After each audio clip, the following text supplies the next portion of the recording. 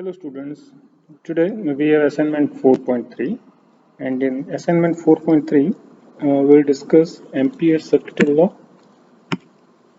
We'll see what is Ampere Circuit Law and what are the applications. Mainly we have two applications. In first one we will derive expressions for magnetic field due to very long straight current carrying conductor at some point outside and inside it using Ampere Circuit Law. And then we will also see variation of magnetic field with distance for long current carrying conductor. In next application, we will derive expression for magnetic field due to current carrying solenoid at some point on its axis using Ampere Circuit Law. So that is the task today. In first video, today we will see Ampere Circuit Law and then we will go to application part. So let us start.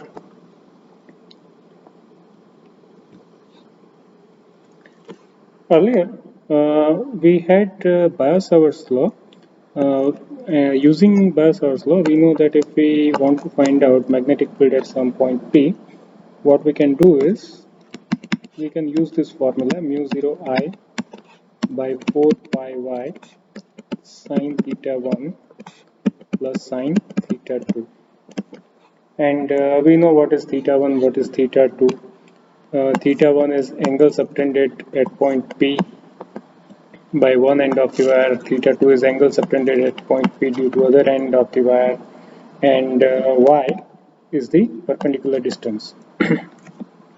Now consider a case where you have more than one or two wires. Suppose you have one wire carrying current I1 in upward direction, other one carrying current downward, third one is again carrying current in upward direction, and then you have some point P, say here, and you want to find out magnetic field, magnetic induction at this point. Now, if we use Biot-Savart's law, what is the problem?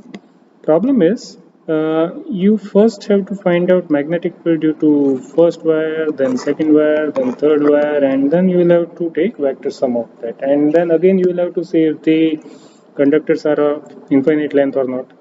So in such situation, Ampere Circuit Law plays savior for us, and then it is very much easy and we can get rid of too much of mass if we understand and if we can apply Ampere Circuit Law. So let us see what is Ampere Circuit Law.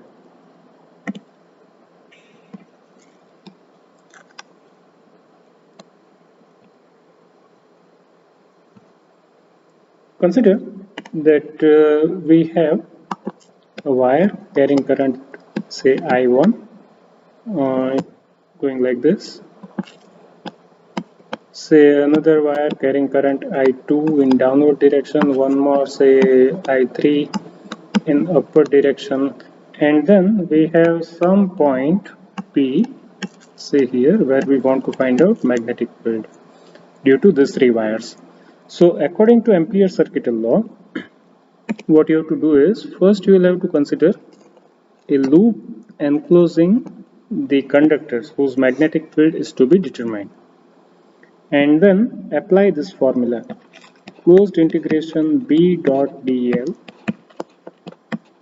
is equal to mu0 sigma I. What is B? B is magnetic induction.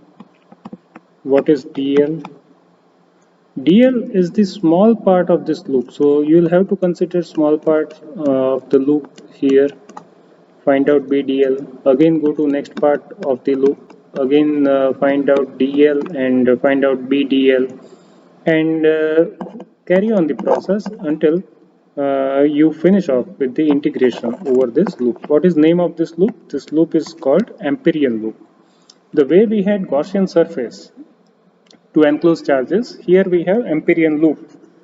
If you remember, earlier we had very similar formula in electrostatics, that if you have closed integration E dot dA, it can be given as sigma q by epsilon 0. Now if you compare magnetism and electrostatics, you will see that in Electrostatics, wherever you have epsilon 0 in denominator, in magnetism you will have mu 0 in multiplication. Wherever you have permittivity, it is replaced by permeability, and place is also changed. But there are many similarities. So, what was dA in that case? It was part of Gaussian surface. What is dl here? It is part of Amperian loop. In case of Gauss's law for electric flux, we used to take closed integration over surface. Here we are taking closed integration over Amperian loop. Okay. In Gauss's law, we had sigma q, that is charge enclosed by Gaussian surface. In Ampere Circuit Law, we have sigma I, which is total current enclosed by Amperian loop. So this is the law. How do we express left side? It is closed integration of magnetic induction over the Amperian loop. dl is small part of Ampere's loop. What is mu 0?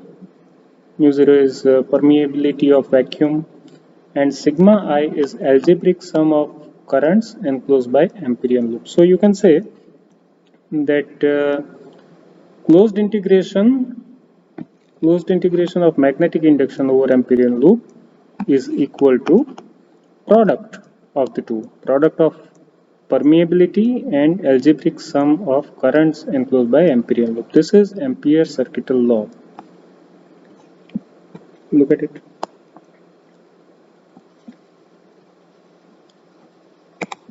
The line integral of magnetic induction over closed loop. What is that? It is B dot dl. Okay, closed loop, so closed integration, and line integral, that is dl, and magnetic induction is B. So line integral of magnetic induction over closed loop in magnetic field is equal to product. Product of what? Product of mu 0 and sigma I. What is the statement? Product of the algebraic sum of electric currents, that is sigma I, enclosed by the loop, and permeability of medium.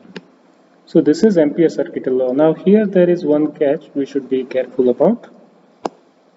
See, if you consider this figure again, you have I1 going up, I3 going up, but look at I2, it is going down.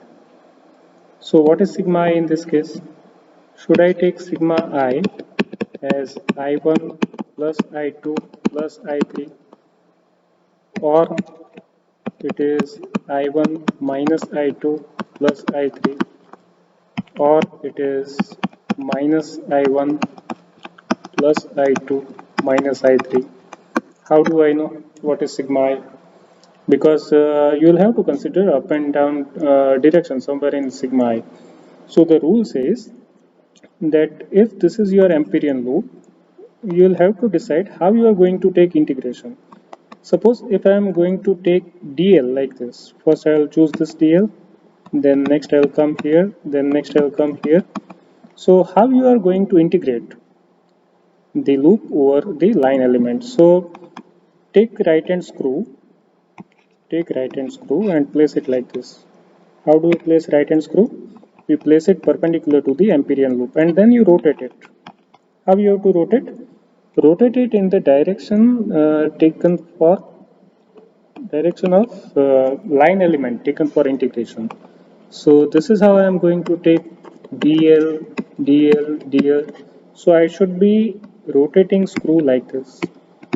Okay, and in this case, the advancement of screw is in upward direction, and so I should consider I1 and I3 as positive, and I should consider I2 as negative. But what if I prefer to take dl like this? Suppose dl, that is the elements for line integration, are chosen like this. So now I am taking integration like this, and now again if I take right hand screw, first what you have to do, you have to place it perpendicular to the Amperian loop, and now if I rotate, I'll see that direction of advancement is downward, and then I should consider I1 and I3 as negative and I2 as positive. So the direction of advancement of this screw indicates positive currents, or else you may say that the currents in the direction of advancement of tightened screw should be considered positive and other currents should be considered negative. So that is something we should be careful about when we are talking about Ampere Circuital Law. One more limitation of Ampere Circuital Law is it is applicable for steady currents. If the current values are changing, Ampere Circuital Law is not helping us. So here is the equation, and to determine the sign of currents, use right hand screw rule. Consider the situation. Which currents are positive here? So here again, if I take right hand screw and say, what first thing you have to do is place the screw perpendicular to the Amperian loop. So here is the screw placed perpendicular, and now you have to rotate like this. So when you rotate the screw, you will see that screw will advance in upward direction. So which current should be considered positive? I1, I2 should be considered positive, and I3, I4, I5 are going downward, so should be considered negative. Okay, that is how we determine sigma I, and by substituting values here we get B. So that is all about Ampere Circuit Law. In next video we'll see application uh, of Ampere Circuit Law. That is all for now. Thank you.